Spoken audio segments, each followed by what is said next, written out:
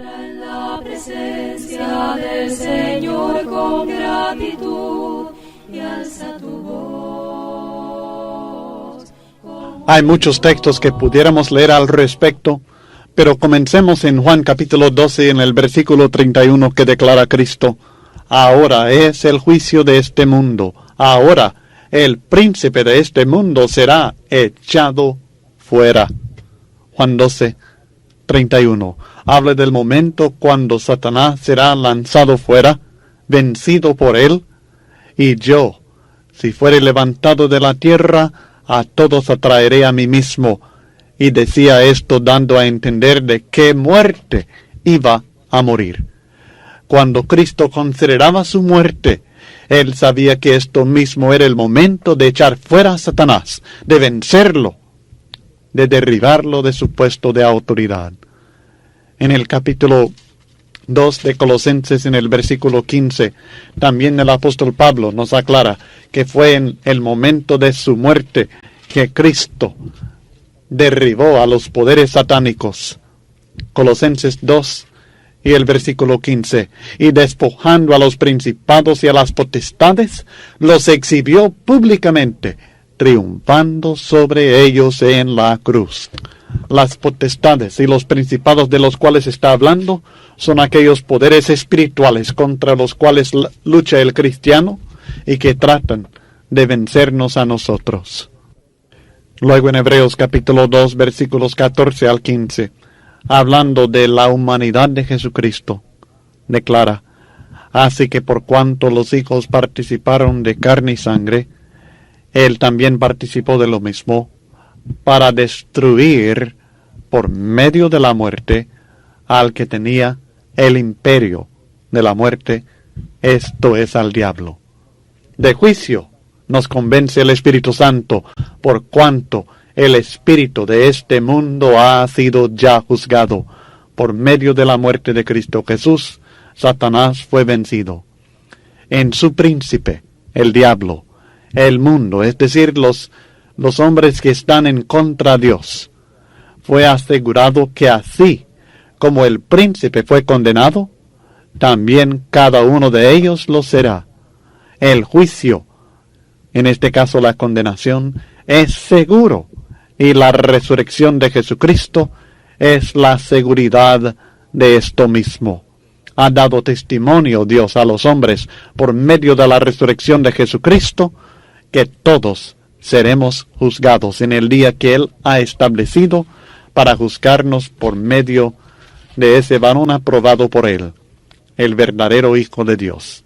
Hechos capítulo 17 versículos 30 al 31 lo declara: pero Dios, habiendo pasado por alto los tiempos de esta ignorancia, ahora manda a todos los hombres en todo lugar que se arrepientan, por cuanto ha establecido un día en el cual juzgará, ahí está el juicio, en el cual juzgará al mundo con justicia por aquel varón a quien designó, dando fe a todos con haberle levantado de los muertos.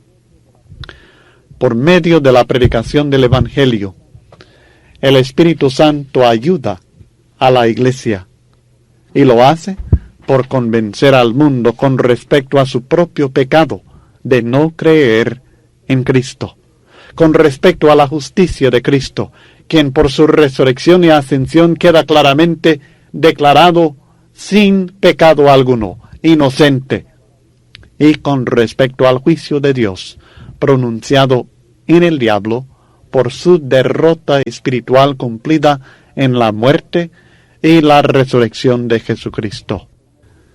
Pudiéramos poner muchos ejemplos, pero creo que el más claro y el que directamente cumple la profecía de Jesucristo en este texto es Hechos capítulo 2.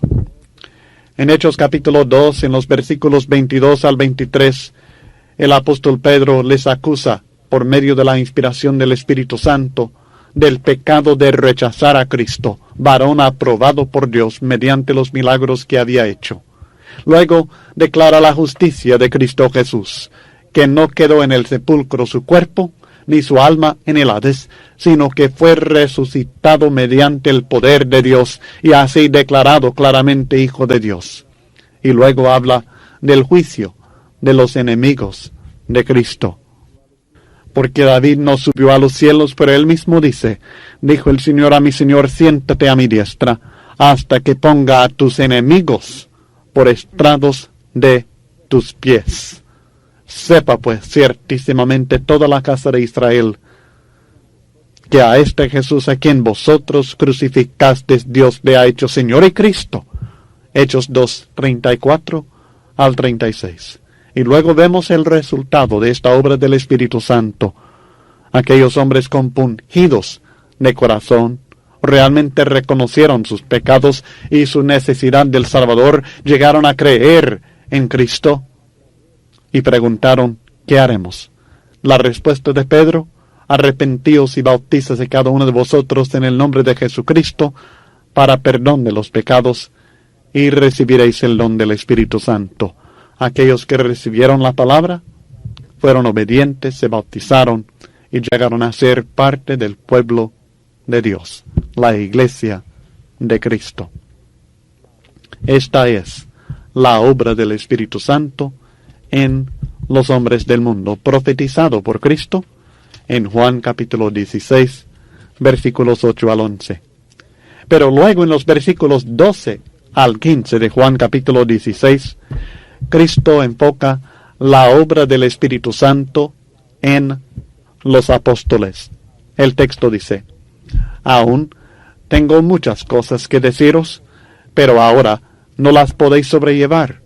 Pero cuando venga el Espíritu de verdad, Él os guiará a toda la verdad, porque no hablará por su propia cuenta, sino que hablará todo lo que oyere, y os hará saber las cosas que habrán de venir.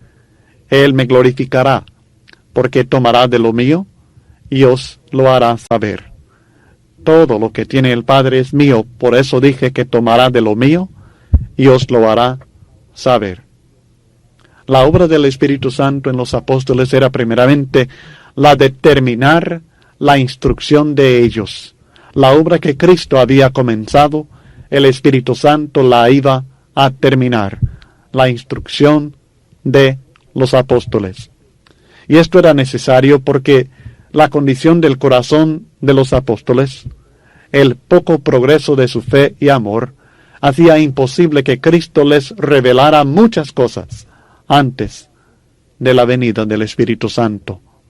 Y así el Espíritu les iba a guiar a toda la verdad. Solamente habían recibido parte de la verdad que Cristo traía al mundo. Pero antes que el Espíritu Santo terminara su obra en ellos, tendrían conocimiento perfecto de toda la verdad que Dios revela a los hombres. Esta enseñanza en este versículo es muy importante, es fundamental, base de la autoridad religiosa.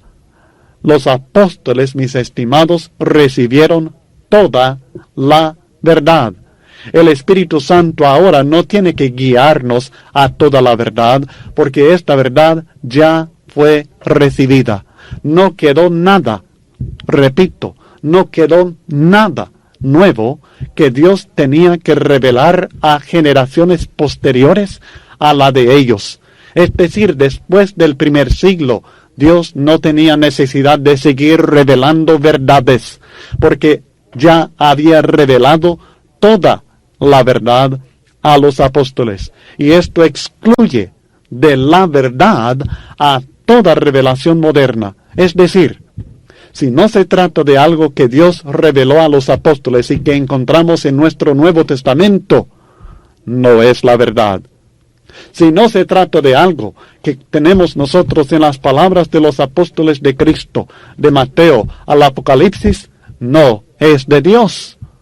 Puede ser alguna revelación, pero no de Dios, porque Dios ya ha revelado toda la verdad. Que esta enseñanza penetre en nuestros corazones y en nuestras mentes, para que las apliquemos a aquellos hombres que hoy día siguen diciendo que reciben revelaciones y sueños y visiones y que Dios les habla. Dios nos habla toda la verdad en la Biblia. La verdad está limitada a lo que está escrito en la Biblia. La verdad para guiar la vida de uno en esta vida y la venidera se encuentra en la Biblia y punto final. Es importante además considerar que el Espíritu Santo no iba a traer una enseñanza independiente de la enseñanza del Padre y la de Cristo. La enseñanza del Padre y la enseñanza del Hijo es la misma. La enseñanza del Espíritu Santo es esta misma. Tomará de lo mío y os lo hará saber. Todo lo que tiene el Padre es mío. Por eso dije que tomará de lo mío y os lo hará saber. Juan 16, versículos 14 y 15. El propósito del Espíritu Santo era revelar lo mismo, la misma enseñanza del Padre, la misma enseñanza del Hijo. Nada más que cada individuo en la deidad, Padre, Hijo y Espíritu Santo, en diferentes épocas y con diferentes razones, habían revelado a la humanidad su mensaje hasta quedar completamente revelada por medio del Espíritu de verdad en los apóstoles durante el tiempo del primer siglo. El propósito del Espíritu Santo no es recibir gloria, sino glorificar al Hijo, así como el Hijo no vino para que le glorificaran a Él, sino para glorificar al Padre. Cualquier movimiento, como muchos movimientos religiosos hoy día, que pretenden ser guiados por el Espíritu Santo, pero que enfocan más interés y más atención en los fenómenos del Espíritu, en vez de la persona de Cristo, no es de Dios. Quiero que entienda lo que estoy diciendo. Si una religión está enfatizando más la obra del Espíritu Santo que la gloria de Cristo Jesús, la persona de Cristo y su muerte por nosotros, esta religión ha perdido el enfoque bíblico. El Padre, el Hijo y el Espíritu Santo, la deidad, están unidos, pero al mismo tiempo individuos, personalidades distintas que viven y que tienen su propósito específico en el plan que la deidad misma, que Dios mismo ha establecido. Y en esta época es glorificar al Padre por medio del Hijo. Luego en los versículos 16 al 24, reconociendo la tristeza de los apóstoles por su partida, porque se aproximaba su muerte y que Él los tenía que dejar solos, Él les aclara que la tristeza se convertirá en gozo, leyendo del 16 al 24 de Juan capítulo 16. Todavía un poco, y no me veréis. Y de nuevo un poco, y me veréis, refiriéndose claramente a su muerte. El tiempo de la muerte de Cristo estaba cada vez más cerca, y su partida, el tiempo en que ellos no lo iban a ver, les iba a causar mucha tristeza, pero esta tristeza sería pasajera. Me veréis porque yo voy al Padre. Entonces se dijeron algunos de sus discípulos unos a otros, ¿qué es esto que nos dice? Todavía un poco, y no me veréis, y de nuevo un poco, y me veréis, y porque yo voy al Padre. Decían, pues, ¿qué quiere decir con todavía un poco? No entendemos lo que habla. Jesús conoció que querían preguntarle y les dijo, ¿preguntáis entre vosotros acerca de esto que dije todavía un poco y no me veréis? ¿Y de nuevo un poco y me veréis? De cierto os digo, que vosotros lloraréis y lamentaréis, y el mundo se alegrará, pero aunque vosotros estéis tristes, vuestra tristeza se convertirá en gozo. La mujer cuando da a luz tiene dolor, porque ha llegado su hora. Pero después que ha dado a luz un niño, ya no se acuerda de la angustia por el gozo de que haya nacido un hombre en el mundo. También vosotros ahora tenéis tristeza, pero os volveré a ver, y se gozará vuestro corazón, y nadie os quitará vuestro gozo. El punto principal en todo esto es que la muerte, la ausencia de Jesús, no sería el fin. Al contrario, dentro de poco, esta misma muerte sería la causa de gozo incomparable, un gozo completo que no tiene fin. De nuevo un poco, y me veréis, declara en el versículo 16. Todavía un poco, y no me veréis, y de nuevo un poco, y me veréis, porque yo voy al Padre. Claramente se refiere a su resurrección, su ascensión y la venida de Cristo en el Espíritu Santo, su victoria sobre la muerte. La tristeza de ellos sería reemplazada por el gozo. Y el gozo que vendría después de la resurrección del Señor sería permanente. El mismo evento que causó tanta tristeza, es decir, la muerte de Cristo, que se compara con los dolores de parto, después sería la causa de regocijo permanente, comparado con el nacimiento de un tierno, de un bebé, la redención y la vida nueva que se hicieron posibles por la muerte de Cristo, y por medio de su resurrección, su victoria sobre la muerte, trajeron un regocijo permanente a la vida de los apóstoles y de miles y millones de almas, que hasta el día de hoy estamos gozando de los beneficios de esta gran obra de Cristo Jesús. Su muerte no fue el punto final, sino que fue el medio para lograr un gozo incomparable y sin fin. Luego encontramos en el versículo 23 en adelante algunos beneficios específicos grandes que nosotros recibimos por medio de la muerte y la gloriosa victoria de Cristo sobre ella. El texto dice: en aquel día no me preguntaréis nada. De cierto os digo que todo cuanto pidiereis al Padre en mi nombre, os lo dará.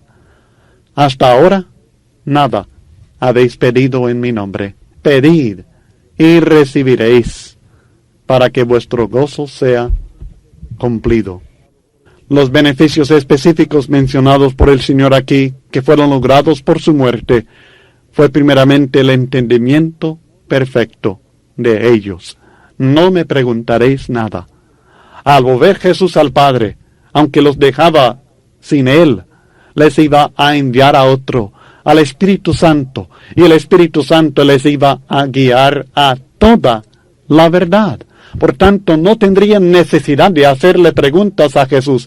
Hasta el momento están confundidos, hacen muchas preguntas, no comprenden, pero al volver Cristo al Padre y enviar el Espíritu Santo, encontramos a hombres inspirados, hombres que de veras conocen y entienden de qué están hablando y que hablan la verdad perfectamente.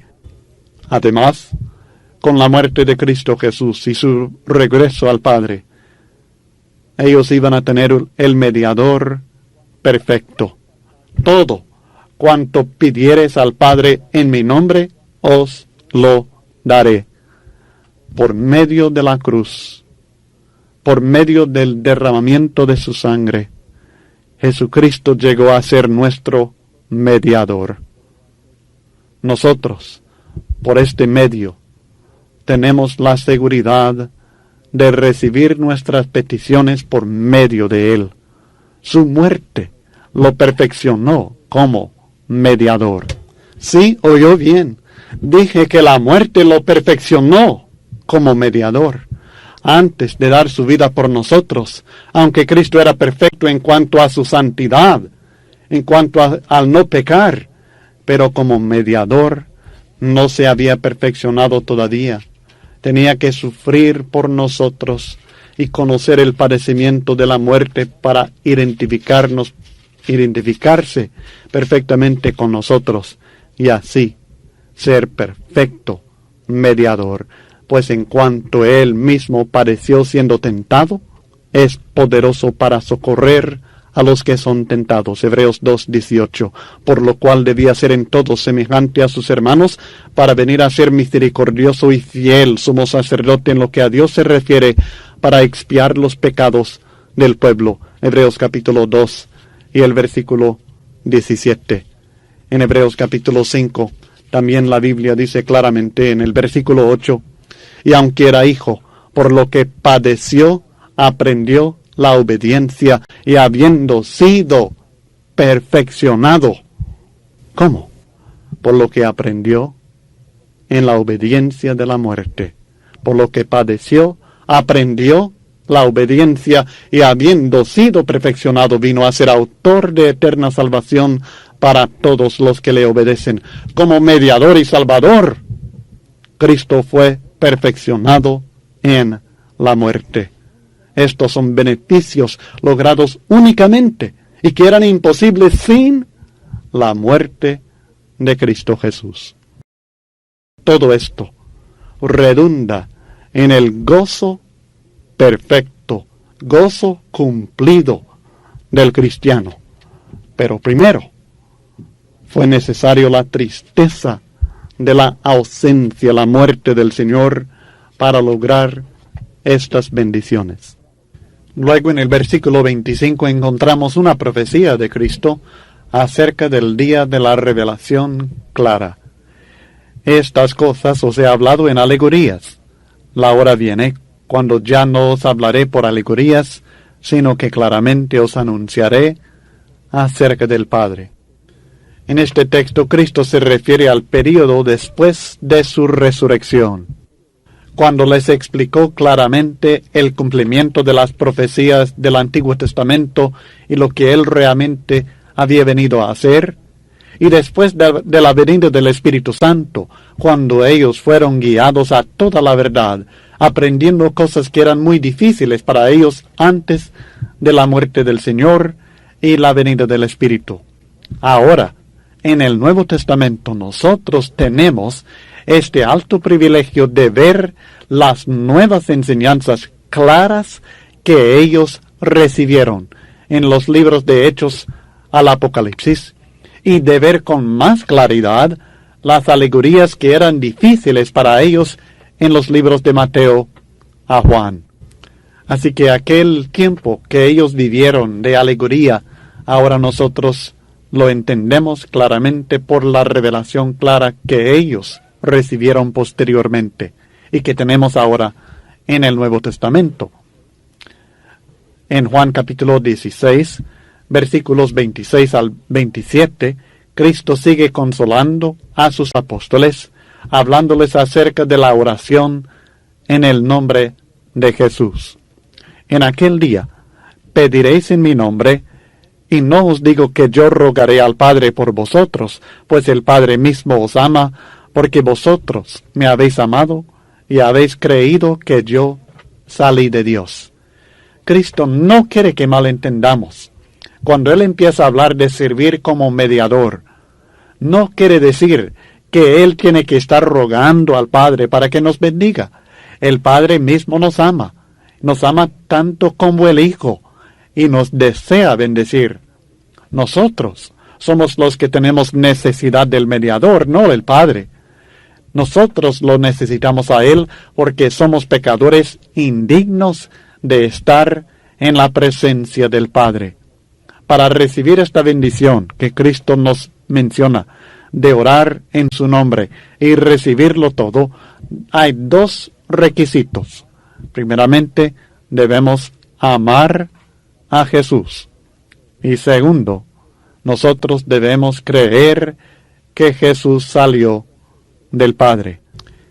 En aquel día pediréis en mi nombre, y yo no os digo que yo rogaré al Padre por vosotros, pues el Padre mismo os ama, porque vosotros me habéis amado y habéis creído que yo salí de Dios. En el versículo 28, luego tenemos énfasis sobre esto de salir del Padre, en la forma de un breve resumen de la obra redentora de Jesucristo. Salí del Padre y he venido al mundo. Otra vez dejo el mundo y voy al Padre. Y todo esto era voluntario.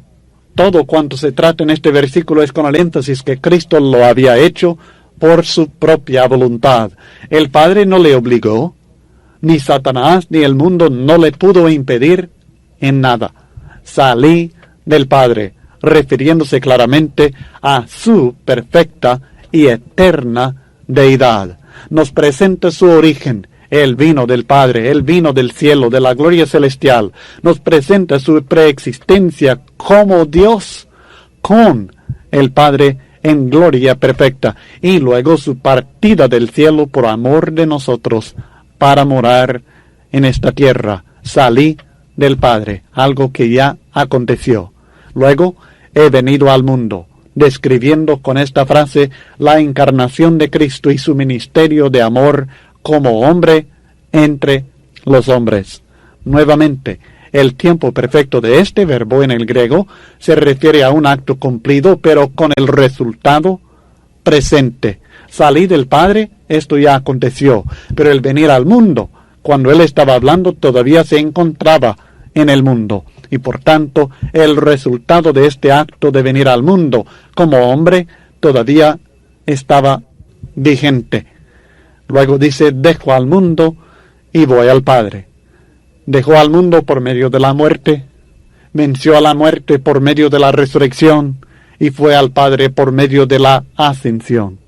Presenta Cristo su muerte, su resurrección, su ascensión desde un punto de vista como la partida de este mundo, y desde otro punto de vista los mismos eventos se presentan como el regreso al Padre.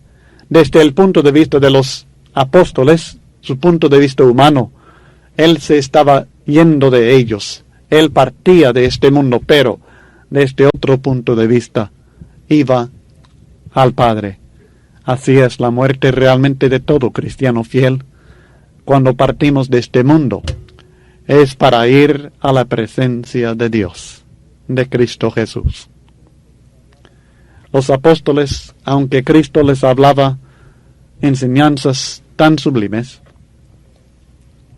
tenían fe, pero una fe que todavía faltaba que se perfeccionara. En los versículos 29 al 32, la Biblia dice, le dijeron sus discípulos, he aquí, ahora hablas claramente, y ninguna alegoría dices. Ahora entendemos que sabes todas las cosas, y no necesitas que nadie te pregunte. Por esto creemos que has salido de Dios. Jesús les respondió, ahora creéis, he aquí la hora viene, y ha venido ya en que seréis esparcidos cada uno por su lado, y me dejaréis solo, mas no estoy solo, porque el Padre está conmigo. Estas cosas os he hablado para que en mí tengáis paz. En el mundo tendréis aflicción, pero confiad, yo he vencido al mundo. Estos apóstoles suponían equivocadamente que el tiempo ya había llegado cuando iban a entenderlo todo. Cristo les hablaba del tiempo cuando lo iban a entender todo claramente. Ahora entendemos, Señor, decían. Parece que se impresionaron mucho con la percepción que Cristo tenía de la duda de ellos en cuanto a su partida y su regreso. Él había percibido los secretos de su corazón, así como había hecho durante todo su ministerio con los hombres. Y por tanto, ellos llegaron a la única conclusión lógica: ¿de veras?